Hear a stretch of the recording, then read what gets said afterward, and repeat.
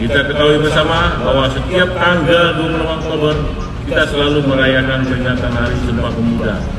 Momentum tersebut mengingatkan bangsa Indonesia terhadap sejarah gotong royong seluruh elemen pemuda yang berhasil menebar semangat jiwa patriotisme sekaligus menyatukan visi kebangsaan dalam Sumpah Pemuda tahun 1928 yang melahirkan sebuah komitmen kebangsaan, yaitu bertumpah darah satu, tanah air Indonesia, berbangsa satu, bangsa Indonesia, dan menjunjung bahasa persatuan, bahasa Indonesia.